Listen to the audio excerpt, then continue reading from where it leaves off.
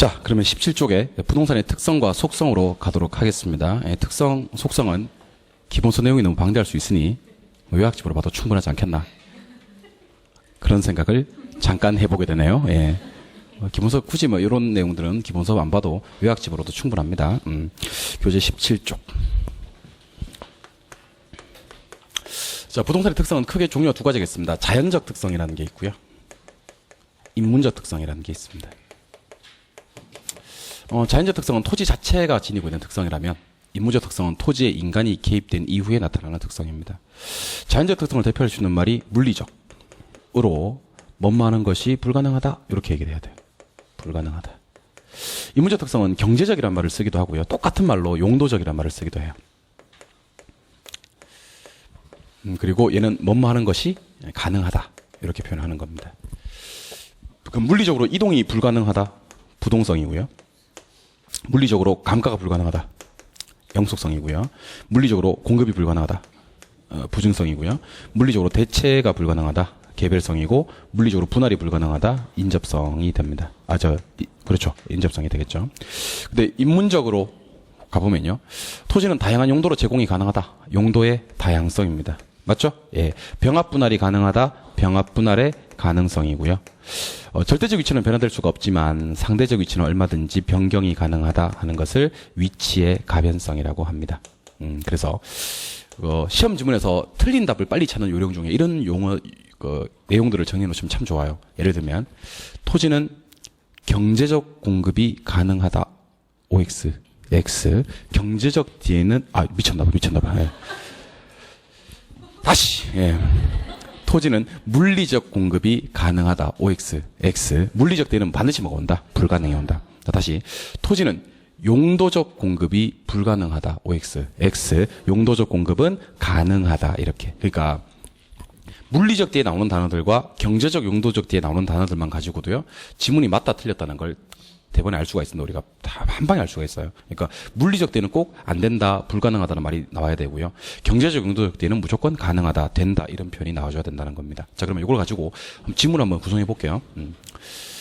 자, 이동, 감가, 대체, 그 다음에 공급, 이렇게 내용을 가지고 한번 정리해 보겠습니다.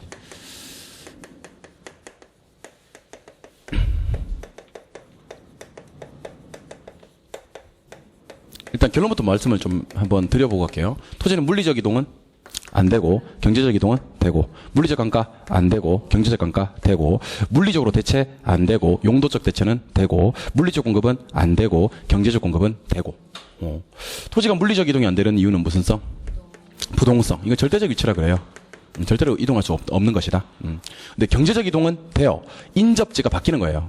쓰레기 매립장이 있다가 공원으로 바뀌는 거예요. 그러면 위치가 좋아지죠? 이런 걸 상대적 위치라 그래요. 최근에는 상대적 위치가 훨씬 더 중요한 세상이 되어버렸어요.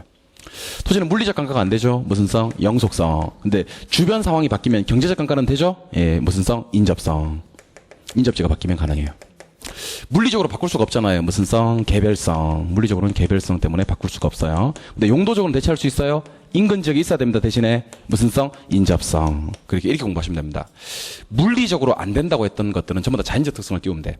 부동성, 영속성, 개별성. 좀 이따 부증성도 띄우겠지만, 경제적, 용도적으로 된다라고 하는 것들은 무조건 인접성 때문이에요. 그러니까 인접성 이놈은 원래 특성으로 분류할 때는 자연적 특성으로 분류를 하는데 인문적 특성의 성격도 가지고 있는 좀 이렇게 애매한 놈으로 봐야 됩니다. 근데 딱 하나는 공급에 와서는요, 물리적 공급이 안 되는 건 부증성이잖아요. 근데 경제적 공급이 되는 이유는 용도의 다양성이에요. 요것만.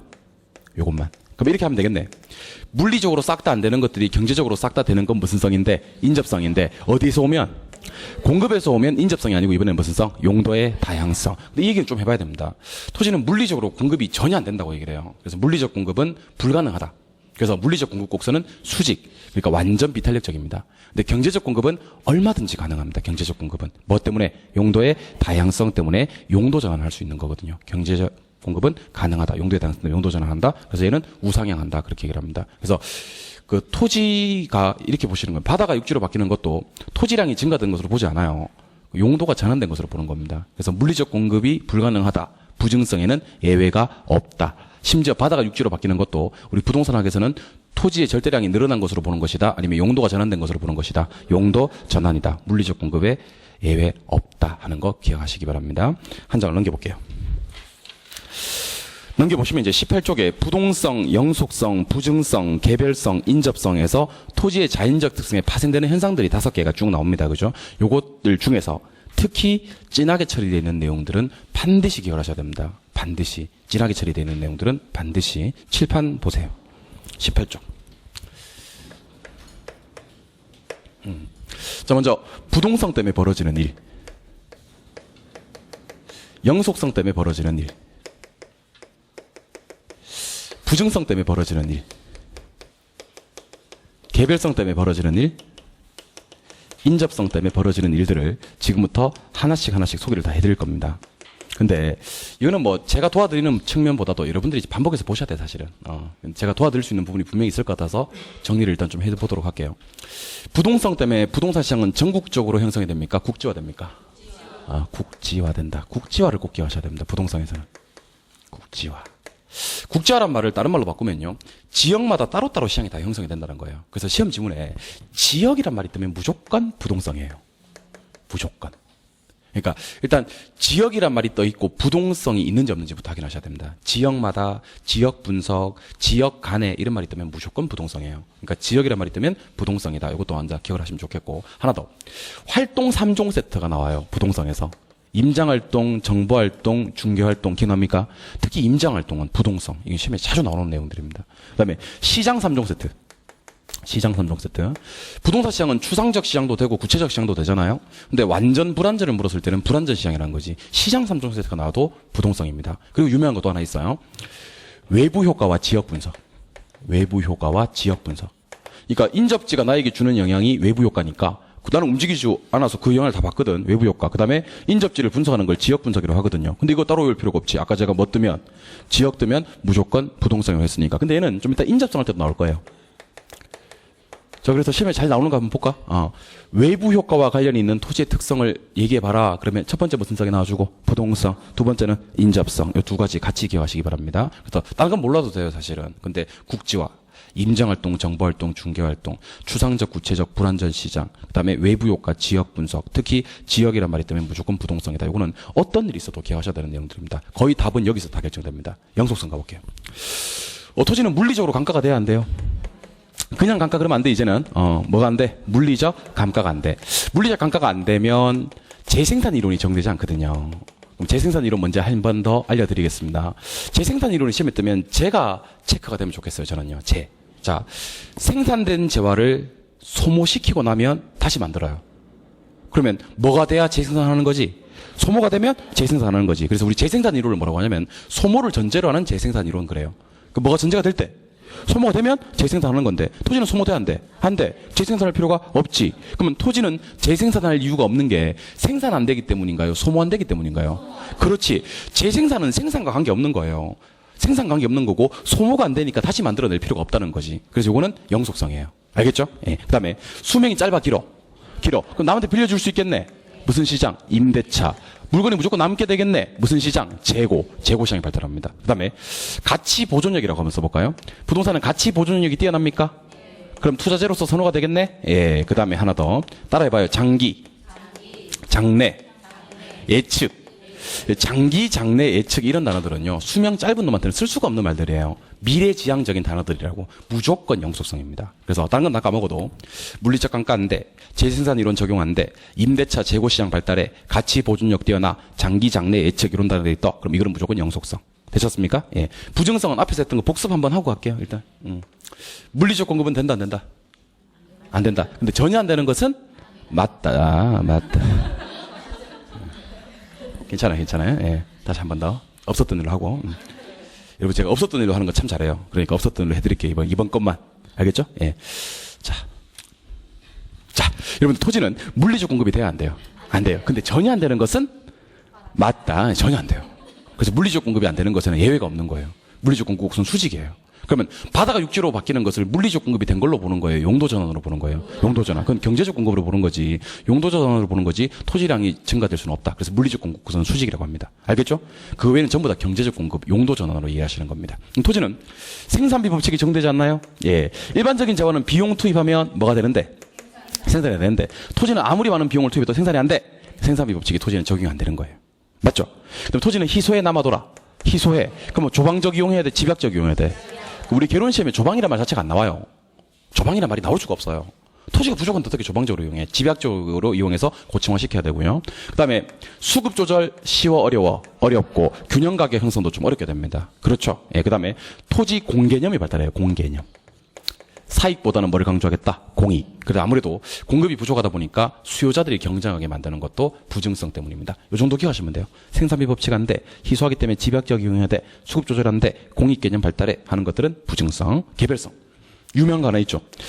같은 물건에 같은 가격이 성립되지 않더라. 근데 간혹 우리 시험에 토지는 개별성으로 인해서 일물일가의 법칙이 성립한다 이렇게 나와요. OX, X. 그러니까 일물일가의 법칙이 나온다고 환장하지 마시고 일물일가의 법칙이 적용되지 않는다는 게 중요한 겁니다. 않는다. 일물일가의 법칙. 진짜 환장하는 사람도 있어요. 개별성은 일물일가지 하면서 그저 넘어가요. 그 나중에 나 진짜 답지 잘못했다고 찾아오는 거예요. 선생님 개별성 일물일가 맞잖아. 답이 없어. 막 그러고. 근데 묻지. 일물일가의 법칙 적용돼요? 안 돼요? 그럼 너 대답은 잘해. 안 돼요. 된다고 돼 있잖아. 미안해요. 하고 이제 가는 거지, 이제. 그 일물일가의 법칙이 개별성에 나와서 개별일가의 법칙 적용되지 않는다고 해야 됩니다. 부동산은 물건마다 가격이 다 달라. 개별화. 구체화. 독점화 돼요.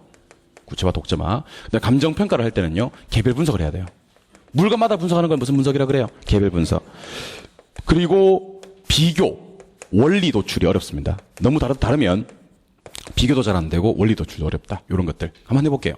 일물일가의 법칙 적용 안 돼. 물건마다 가격이 다 달라. 개별화, 구체화, 독점화. 그래서 감정평가 시에 무슨 분석? 개별 분석. 원리 도출이나 비교하기가 어렵다 하는 거. 인접성은 이렇게 하시면 돼요. 인접이 있으면 좋은 점은 협동할 수 있다. 나쁜 점은 경계 문제가 발생한다. 뭐 이 정도? 됐어요? 예. 그 다음에 아까 했던 거. 외부 효과와 지역 분석이라는 거 했었죠. 요거는 어디서도 나왔고 부동성에서도 나왔고 인접성에서도 나오고. 맞아요? 예. 그다음에 인접지에서 발생한 개발 이익을 철저하게 환수하자 이런 말들도 나오게 됩니다. 그리고 아까 했던 거니까 복습 한번 해보죠. 토지는 물리적으로 대체가 되는데 안 되는데? 안 되는데 용도 면에서는 대체가 된다 그랬죠. 어느 지역에 있어야 돼? 인근 지역에 있어야 돼. 그럼 무슨 성은 있어야 되는 거지? 인접성은 있어야 되는 거지. 자, 그럼 이렇게 하고 한 번 더 전체를 한번 보세요. 토지 특성은요. 자꾸 이렇게 필기해놓고 넘어가지 말고 전체를 한번. 그래서 내가 한 페이지에 하려고 엄청 노력한 거예요, 사실은. 한 번에 봐야 돼, 한 번에. 그러니까 부동성 보고 다음날 부증성 보고 그 다음날 영속성 보고 그 다음날 개별성 봐버리면 짬뽕 돼가지고 이게 개별성인지 영속성인지 몰라. 하루 한 번에 보면서 비교를 따박따박 다 해야 돼. 자, 한번 봅시다. 국지화, 지역, 활동, 시장, 외부효과 지역 분석 이런 건 무슨 성? 부동성. 계속 눈에 넣어놓으세요. 물리적 감가 안 돼. 보존력, 재생산 이론 안 돼. 장기 장래 예측, 임대차, 재고 이런 것들은 영속성. 계속 눈에 넣어놓으세요.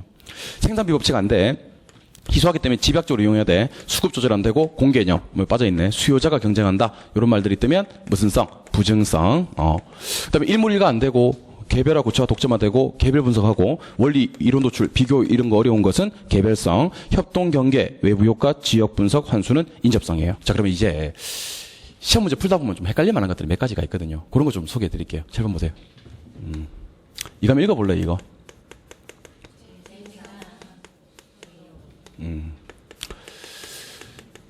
요거 한번 읽어볼래요, 요거?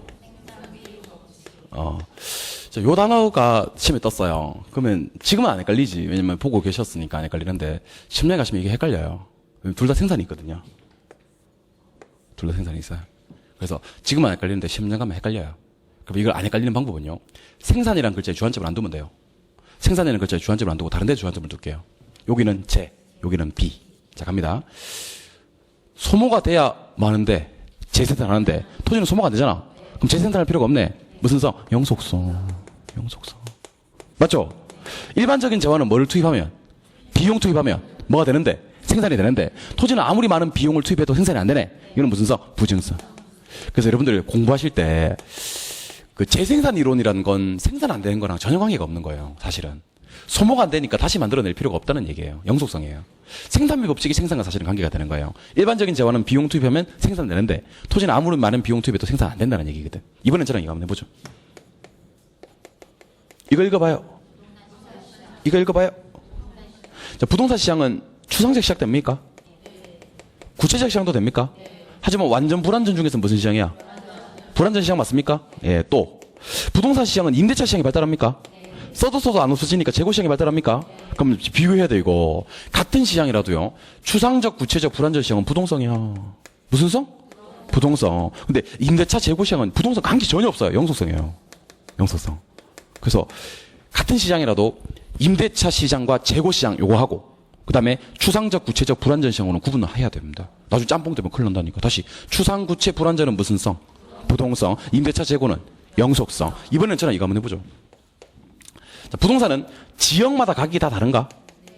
지역마다? 두 번째, 부동산은 물건마다 가격이 다 다른가? 물건마다? 물건마다 가격이 다 달라요. 지역마다 가격이 다른 걸 뭐라고 하는지 아세요? 국제화라 그래요. 지역화라 그래요. 부동산 물건마다 가격이 다 다른가? 이걸 뭐라고 하냐면 개별화라 그래요. 독점화라 그래요. 그럼 감정평가를 할 때 지역마다 가격이 다 다르면 어떻게 해야 되겠어요? 지역 분석해야 돼. 맞죠? 그럼 감정평가할 때 물건마다 가격이 다 다르면 개별 분석해야 돼. 무슨 성이요? 무슨 분석이요? 개별 분석이에요. 맞죠? 그런데 요거는 부동성이고 요거는 개별성이에요. 달라요. 여러분 지역마다 가격 다른 거하고 물건마다 가격 다른 거하고는 다르다고. 그래서 문제 풀다가 이거 암기할 필요 전혀 없어. 제가 아까 뭐 뜨면 이 지역이란 말이 뜨면 무조건 부동성. 그래서 내가 얘기했던 거예요. 지역이란 말이 뜨면 부동성이에요. 그러면 물건마다 개별, 개별 분석 이런 말이 뜨면 무슨 성? 개별성. 그래서 이건 대꾸로 기억하세요. 대꾸로. 어감이 좀 비슷한데 좀 달라요. 자 보세요. 지역마다 가격이 달라요. 국지화, 지역화, 세분화, 지역 분석 이런 건 무슨 성? 부동성. 물건마다 가격이 달라요. 개별화, 구체화, 독점화, 개별 분석 이런 것들은 개별성이 되는 겁니다. 그러니까 지역마다 가격이 다른 특성, 국제화되는 특성, 지역 분석해야 되는 특성, 이건 부동성. 됐어요? 예. 물건마다 가격이 다른 특성, 개별화되는 특성, 개별 분석해야 되는 특성은 개별성. 그래서 공부하실 때 재생산 이론 안 되는 거 영속성, 생산비 법칙 안 되는 거 부증성 구분하시고요.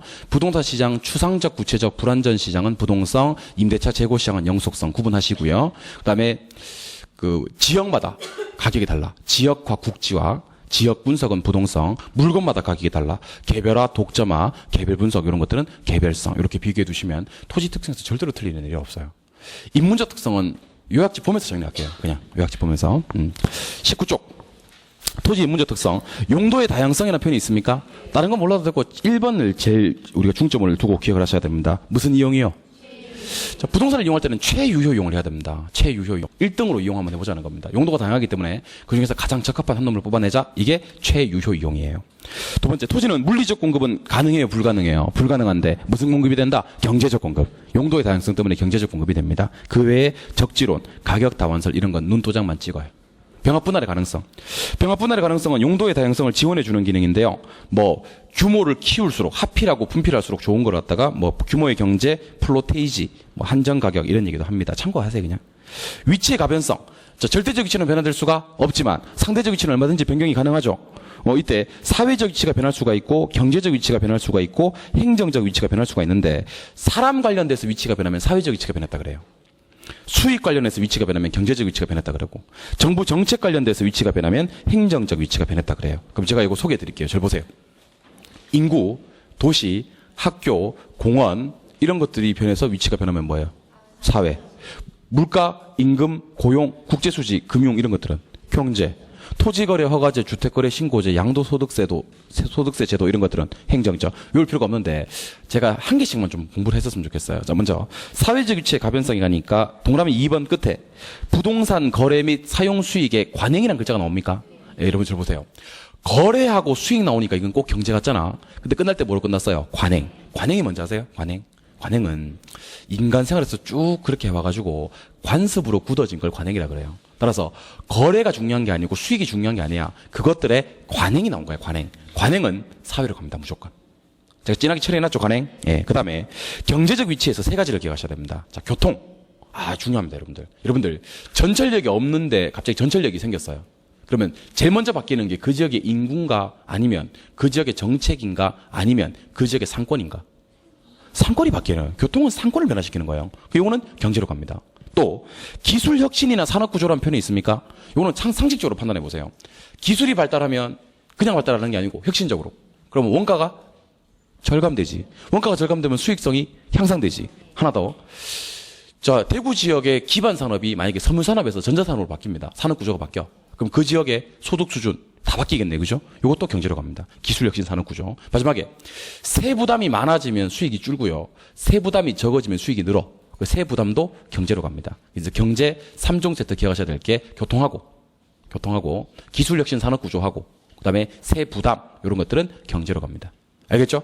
행정적으로 가보죠. 행정은 다른 건 됐는데 이번에 보니까 가격 및 임대료에 대한 통제라는 표현이 있습니까?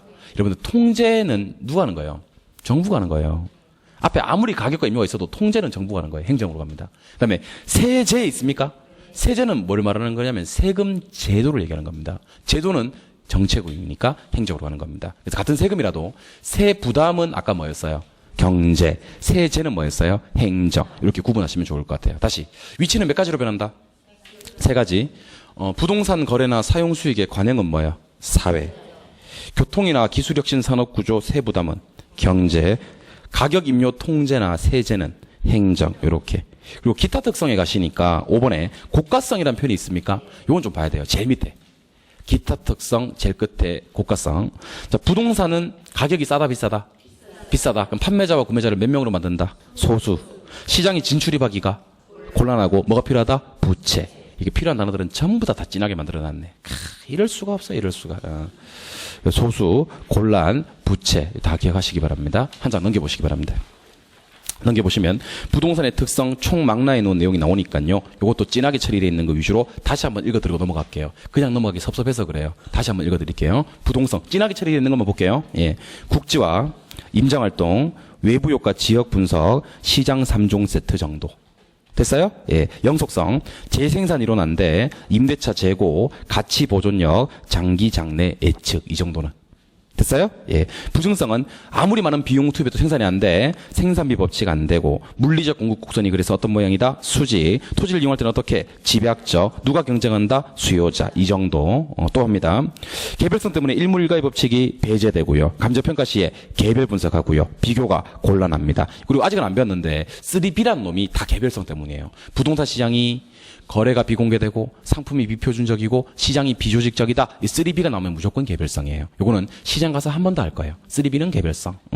인접성은 협동, 경계, 환수, 외부효과, 지역분석, 용도면에서 대체 요 정도. 인문적 특성은 한 개만 보면 되네요. 여기 보니까. 용도의 다양성에서 무슨 이용하고 최유효 이용하고 경제적 공급하고 딱딱 진하게 만들어 놨잖아요. 그죠? 그것만 굵직굵직한 것만 테두리 잡아서 기억하시면 됩니다. 오른쪽. 부동산의 속성이라는 표현이 나옵니다. 부동산의 속성. 칠판 한번 보시고 내용 정리 이렇게 해보도록 하겠습니다. 칠판이요. 21쪽. 오늘은 수업을 수요 공급 이론도 일부 나갑니다. 오늘 혹시 총론만 할 거라고 생각하셨던 분들은 총론은 빨리 끝낼 거예요. 최대한 빨리 끝내고 수요 공급에서 적어도 유량 저량 수요 법칙, 공급 법칙 정도까지는 가야 안 되겠나 싶어요. 그래야지 다음 주에 수요 공급을 갖다가 다른 중요한 탄력성 이런 거 있잖아. 왜? 탄력성. 대보독. 정열중. 이거 있잖아. 왜? 수요만 변화시키고 공급만 변화시키는 거 있잖아. 요래 여기 있잖아. 이런 거 자세하게 다음 주 하지 그래서. 덜 있잖아. 이거. 뭔지도 모르죠. 아무튼 그런 걸 자세하게 하기 위해서 오늘 총론을 좀 최대한 빨리 끝내야겠습니다. 자, 실판요. 부동산의 속성. 지금까지 봤었던 것은 부동산의 특성이고요. 부동산의 속성을 보도록 하겠습니다. 속성은 총 종류가 5가지가 있어요. 자연으로서의 부동산. 자연. 그 다음에, 공간부터 할까요? 공간으로서의 부동산. 자연으로서의 부동산. 위치로서의 부동산. 환경으로서의 부동산. 자산으로서의 부동산. 이렇게 5가지가 있습니다. 그러니까 부동산의 속성이 어떤 것들이 있느냐 5가지는 이렇게 암기하시면 됩니다. 여러분들 중국을 대표하는 학자가 공자죠, 공자. 중국을 대표하는 학자입니다. 공자가 어떤 사람인지 아세요? 저처럼 강의하러 다니는 사람이에요. 물론 저하고 스케일은 비교가 안 되겠지만 그분은 강의를 하러 다니는 사람입니다. 근데 생각해 보세요. 저 같은 경우는 뭐 대구 가고 대전 가고 이렇게 강의하는데도 밥을 제때 못 챙겨 먹는데, 공자 같은 경우는 그 넓은 중국 대륙을 전부 다 강의하러 다니면 밥을 제때 챙겨 먹겠어, 안 챙겨 먹겠어? 못 챙겨 먹겠지. 그래서 뭐 역사적으로 이게 확인된 사실은 없지만 공자는 제 생각에는 만성 12지장 괴항에 시달리지 않았겠느냐, 뭐 그런 생각을 한번 해보게 됩니다. 그래서 암기할 때 공자는 위환자다 이렇게 얘기를 하시는 거예요. 위환자다. 공자가 위가 안 좋아. 위가 딴 데는 다 좋아요. 근데 공자는 위가 안 좋지 않나. 그래서 공자 위환자, 공자 위환자. 그 제 여각집 순서가 공자 위환자 순서예요. 공자 위환자. 공자는 위환자다. 그러면 부동산의 속성이 5가지가 있습니다. 이런 것도 좋아하는 사람이 있어요. 이런 거 좋아하는 사람이에요. 이런 거 나오면 막 자다가 일어나서 재밌어 하고 또 자고 또 이런 사람이 있어서 그래요. 예. 자, 그러면 공이 뭐예요? 공이 공간, 자연, 위치, 환경, 자산 이렇게 5가지가 있습니다. 7번 보시죠. 공간으로서의 부동산은 3차원 공간을 따지는 거예요. 3차원 공간. 그러니까 수평, 공중, 지하 따지면서 토지 소유권이 어디에 미치고 어디에 안 미치는지 이런 걸 좀 확인해 볼 거예요. 소유권의 범위 확인해 볼 거고, 자연으로서의 부동산이라는 게 있는데, 자연으로서의 부동산은 이 부증성과 관련이 있어요. 부증성. 그래서 부증성은 이제 우리가 자연 보호라는 말을 많이 하잖아요. 그죠? 예, 자연은 개발의 관점보다는 보존의 관점이 강해요. 자연이 시험에 뜨면. 그래서 얘는 사익보다는 공개념, 공익 개념이 발달한다. 이렇게 보시면 돼요. 위치는 마샬이라는 사람은 위치를 강조했어요. 마샬은 위치 강조했고, 허드라는 사람은 접근성을 강조했습니다. 근데 위치는 크게 종류가 2가지가 있거든요. 아까 했었는데, 위치는 절대적 위치와 상대적 위치가 있어요. 움직일 수 없는 게 뭐예요? 절대적 위치. 인접지가 바뀌어서 내 부동산의 위치가 상대적으로 바뀌면 이거는 상대적 위치인데, 최근에는 절대적 위치 중요합니까? 상대적 위치 중요합니까? 상대적 위치. 뭐가 주변에 들어서느냐가 훨씬 더 중요합니다. 접근성. 이건 이렇게 한번 해보죠. 일반적으로 접근성이 좋으면 부동산의 가치가 높게 형성되잖아요. 근데 접근성이 좋으면 반드시 부동산의 가치가 높아지는 것은 아니다 하는 거예요. 높아지는 건 아니다. 이유는 예외가 있어요. 위험이나 혐오의 대상을 주는 놈들은 접근성이 좋으면 가치가 오히려 떨어지겠지. 시장 안에 주택이 들어가 버렸다든지 해서 접근성이 너무 지나쳐도 불리하겠지. 그리고 아예 접근성 자체를 중시하지 않는 놈들도 있어요. 관광지, 요양원 이런 놈들은 접근성을 별로 중시하지 않기 때문에 접근성이 좋다 하여 반드시 가치가 높아지는 것은 아니다 하겠습니다. 환경은 이렇게 보시면 돼요. 이 부동산이 이렇게 있으면 이게 둘러싸고 있는 걸 이걸 환경이라 그래. 그럼 한번 보세요. 부동산과 환경과의 관계는 부분과 전체의 관계예요. 그러면 누구는 누구의 구성분자다? 부동산은 환경의 구성분자다. 누가 누굴 지배한다? 환경이 부동산을 지배한다. 뭐 이런 구조가 환경입니다. 근데 환경을 뒤에 가시면 뭐라고 부르냐면 동일 수급권이라 그래요. 그러니까 주거지에서의 환경은 동일 수급권은 통근 가능한 범위까지고요. 상업지는 배후지까지고, 공업지는 생산성, 비용성에 대체성 있는 지역까지다 이런 얘기를 하거든요. 여기서 우리가 기억해야 될 건 그게 아니고, 환경은 무한대로 확대가 된다 아니면 경계가 있다. 차단된다. 무한대로 확대되는 것은 아니다. 자산은 공익보다는 사익이 좀 더 강조되는 관점입니다. 이거는 됐습니다. 됐고. 그럼 우리가 여기서 제일 중요한 건 공간이거든요. 그래서 우리 공간에 대해서 정리를 좀 해보도록 할 거예요. 그래서 교재를 잠깐 보고 갈게요. 교재 21쪽. 21쪽에 가시면 부동산의 속성 해서 5가지가 나오는데 굵직굵직한 것만 다시 한번 제가 읽어드릴게요. 공간은 3차원 공간 봐야 돼요. 부동산 소유권의 범위 보고요. 이거 보면서 좀 이따가 사적 공중권 하면서 TDR 개발권 양도 제도도 확인을 할 거예요.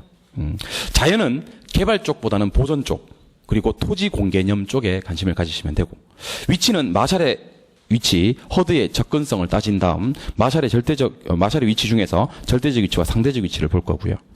인접성에 따른 환경은요, 부분과 전체의 관계로 부동산을 부분으로 두고 환경을 전체로 두고 무한대로 확대되는 건 아니고 차단된다 정도만 이해를 하시면 됩니다. 그래서 그 밑에 내려가시니까 자연이 있는데 그는 건너뛰고요. 위치 한번 볼 거예요.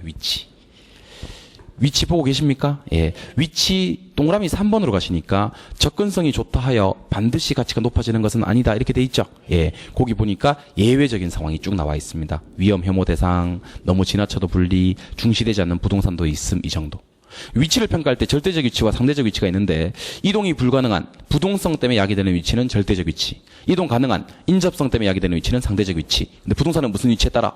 상대적 위치에 따라서 효용성의 차이가 나더라는 겁니다. 한 장 넘겨볼까요? 22쪽. 세 번째, 공간으로서의 부동산. 요게 이제 중요한 거예요. 공간으로서의 부동산. 요게 중요한 겁니다. 자, 칠판 한번 보시죠. 요거는 제가 판서를 통해서 설명을 드려보고 싶어요.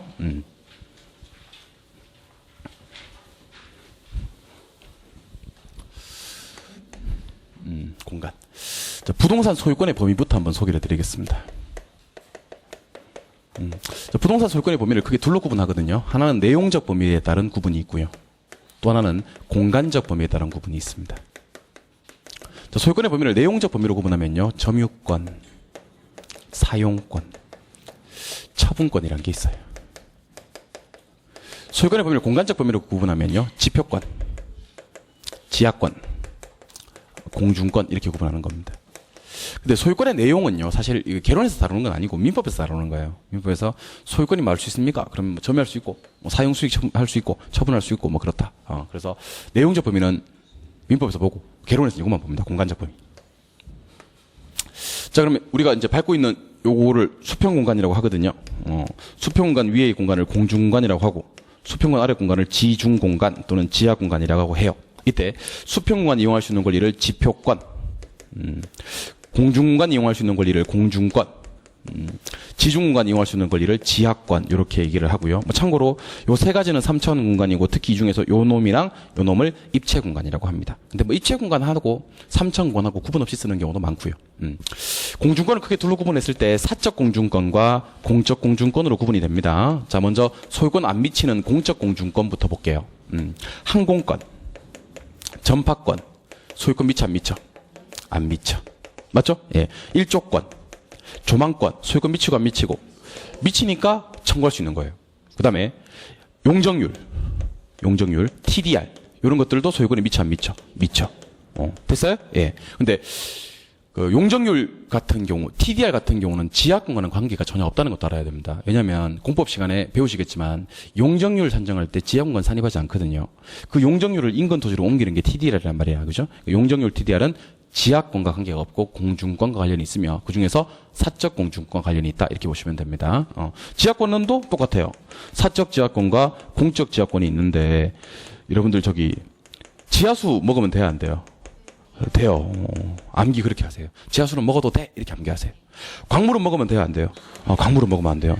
광물은 먹으면 위환자 돼요. 위환자. 위세척해야 돼요. 그러니까 이렇게 암기하세요. 지하수는 소유권 먹어도 된다. 미친다. 광물을 먹으면 안 된다. 소유권이 안 미친다. 이렇게. 이때 사적 지하권과 공적 지하권을 구분하는 깊이를 한계심도, 대심도라고 합니다. 요 이내는 소유권 미치기 때문에 보상하고 한계심도 아래 지하 사용에 대해서는 보상할 필요가 없다 하겠습니다. 이렇게 해서 우리 부동산 소유권이 미치는 범위 또는 미치지 않는 범위 이렇게 구분해 주시면 좋겠고요. 물에 관한 권리에 대해서 가볍게 한번 소개해 드릴게요. 물에 관한 권리는 크게 유역주의라는 게 있고 선용주의라는 게 있습니다. 유역주의는 물을 골고루 씁시다 하는 주의로서 습윤 지역에서 행하여지는 물의 사용 주의예요. 선용주의는 먼저 온 사람이 독점적으로 물을 쓰고 남는 물이 있다면 그 다음 사람이 쓰자는 주의로서 건조 지역에서 쓰는 주의인데 참고로 우리 민법에서는 유역주의를 채택하고 있어요. 우리나라에서는 유역주의를 채택하고 있다. 근데 유역주의라고 해서 무조건 똑같이 쓰자는 얘기는 아니에요. 좀 조심하셔야 될 게 이렇게 하천이 이렇게 흐르잖아요. 그죠? 하천에 인접해 있는 놈들을 우리는 유역지 소유권자라 그래요. 유역지 소유권자. 요게 갑이고 요게 을이면 얘 둘은 유역지 소유권자. 근데 인접해 있지 않은 병이 있지 않습니까? 병을 갖다 우리는 뭐라 부르냐면 비유역지 소유권자라 그래요.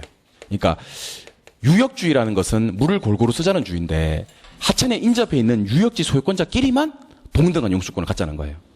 인접해 있지도 않은 놈들까지도 동등한 용수권을 주자는 얘기는 아닙니다. 얘들이 물을 쓰고 합리적으로 사용할 만큼의 물만 남겨주면 된다는 주의예요. 그래서 모든 토지 소유자가 동등한 용수권을 갖자는 주의가 유역주의입니다. 그러면 X가 되는 거예요.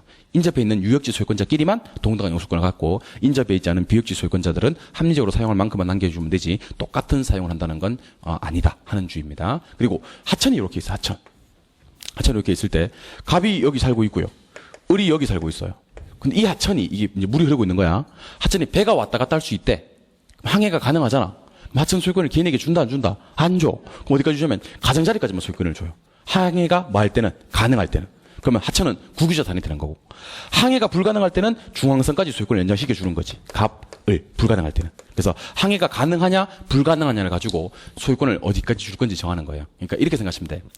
배가 왔다 갔다 할 수 있을 때는 이 하천의 소유권을 개인에게 준다 안 준다? 안 준다. 안 준다가 가장자리예요. 배가 왔다 갔다 할 수 없을 때는 개인에게 소유권 준다, 안 준다? 준다가 가장자리입니다. 아시겠죠? 이렇게 해서 하천 물 및 토지 소유권까지가 정리가 되시면 되겠고, 그게 22쪽이고요.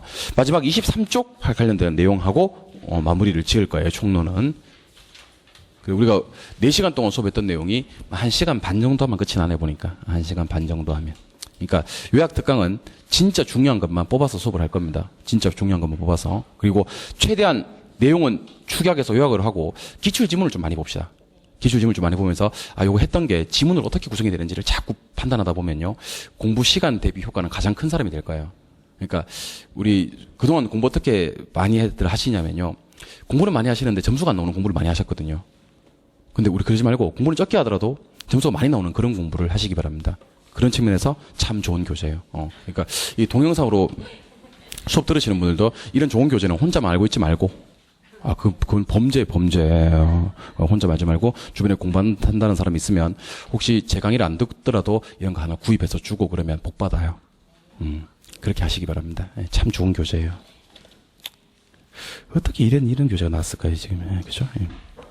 혼잣말이에요. 집안 보세요. 개발권 양도제도. 자, 일단 개발권 양도제도 같은 말로 뭐라고 부릅니까? TDR. 우리나라에 실시되고 있는 정책은 어디서 실시되는데요? 미국에서 실시되는 정책입니다. 우리나라 아니다. 미국이다. 나라 아니고 미국이다. 자, 그럼 요거부터 하고요. 이번엔 두 번째 그림 한번 그려볼게요. 여기 개발이 가능한 지역이에요. 여기는 문화재 보호구역, 보전지역이고요. 자, 그럼 대답하세요. 요 지역 지금 개발됩니까? 개발 가능한 지역에 A가 토지를 가지고 있거든. 근데 이 지역의 지가가 높대. 낮대, 높대. 그럼 얘는 고층 건물을 짓고 싶겠어, 안 짓고 싶겠어? 지으면 떼돈 버는 거지. 근데 정부가 규제를 약하게, 심하게 버리는 겁니다. 그럼 처음에는 개발을 많이 하게, 못하게. 요만큼만 지어, 너 이렇게 하는 겁니다. 그럼 얘는 개발을 더 하고 싶은 욕구가 있겠어, 없겠어?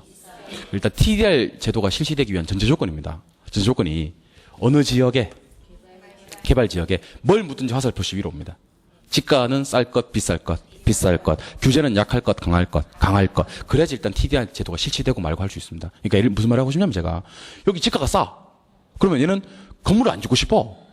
그냥 농사 짓는 거야. 두 번째, 처음부터 한 20평 짓게 만들어줬어. 그래 놓고 얘한테 뭐라고 하냐면, 야, 너 저기 쟤한테 사올래? 그러면 난 충분한데? 이런 얘기를 한다는 겁니다. 그러니까 처음에는 지가가 높은 지역에 규제를 심하게 해서 개발을 많이 못하게 만들어 놔야 됩니다. 한편 일로 옵니다. 이 지역 토지 소유자들은 토지를 가지고 있습니까? 소유권이 있나? 어디 있나? 자기 지역에, 보전 지역에. 근데 뭘 못해? 개발을 못해. 그럼 소유권으로부터 뭐를 분리시켜가지고, 개발권만 분리시켜가지고 여기다가 뭐를 양도한다? 개발권만 양도하는 거예요. 그러니까 시험에 제일 많이 나오는 지문 중에 하나가 보전지역의 토지 소유자들이 입은 손실을 개발지역에다가 소유권 부여한다. OX. 소유권은 본래 자기 지역에 가지고 있고 개발권을 양도하는 겁니다. 또 이렇게 나오기도 합니다. TDR 제도는 공중권을 임대차하는 것이다. OX. X. 임대차고 임대료 받아먹는 제도가 아니고 아예 팔아먹는 거예요. 여러분들 양도하고 임대차하고 구분할 줄 알죠? 양도하고 임대차를 구분 못하는 건 내 잘못이 아니거든. 이거는 민법 잘못이에요. 그러니까 이건 양도하는 거지 임대차하는 게 아니에요. 그럼 양도하고 그럼 얘가 얘한테 추가적으로 개발권 획득하겠지. 그럼 얘한테 뭐 해주는 거예요? 보상해 주는 거예요. 그럼 정부가 돈 많이 들어갔어요? 안 들어갔어요? 안 들어갔어요. 이걸 시장기구를 통한 보상이라 그래요. 뭘 통한 보상? 그래서 TDR에서 절대로 나와서는 안 되는 말이 공적 자금이라는 말이 나오면 안 돼. 알겠죠? TDR은 지하권과는 관계가 있고 없고 공중권과 관련이 있잖아. 그런데 무슨 말이 나왔어? 보상. 아마 공적 공중권이었으면 보상 자체에 문제가 생기지 않았을 겁니다. 무슨 공중권? 사적 공중권이었기 때문에 보상이라는 말이 나오는 거야. 알겠죠? 그럼 TDR 제도 실시하면 얘 개발할 수 있나? 얘 개발할 수 있나? 여기서는 못하지만 옮겨서 할 수 있잖아. 뭐가 맞아 이제? 형평성에 맞아. 그럼 TDR 제도는 뭐를 추구하기 위한 정책이다? 형평성을 추구하기 위한 정책이에요. 맞죠? 하지만 이 지역에 자꾸 이렇게 요래 이렇게 되면 교통혼잡 문제, 일조권 조망권 문제, 통풍 채광 문제 등의 효율성이 떨어지는 약간 비효율적인 토지용이 될 수가 있는 그런 문제가 생길 수도 있다 하겠습니다. 되셨습니까? 예. 그래서 정리를 한번 해볼게요. 23쪽 그 개발권 양도제도 TDR 목적. 개발이 가능한 지역의 토지 소유자들에게 개발 이익을 뭐해와서 환수해와서 보전지역의 토지 소유자들에게 그 손실을 보상하는 겁니다. 예. 일단 우리나라에서 실시되는 정책은 아니고요. 토지용이 규제가 되면 토지용을 못할 거 아니야. 그러면 그 지역에 소유권으로부터 개발권만 뭐해서 분리해서 개발권만 개발이 가능한 지역으로 많은 거다. 양도한다. 근데 양도가 된다 하더라도 정부가 돈이 드는 건 아니고 누구를 통해서? 시장기구를 통해서 보상하는 뭐를 활용하는 방법? 사적 공중권을 활용하는 방법입니다.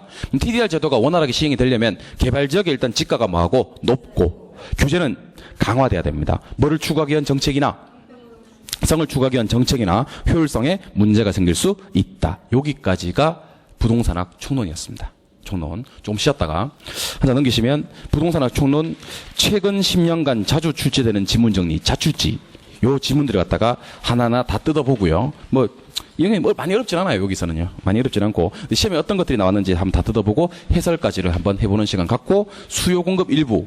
그러니까 유량과 저량, 그 다음에 수요 법칙과 공급 법칙 정도까지는 개념 잡는 시간을 갖도록 하겠습니다. 쉬겠습니다. 네.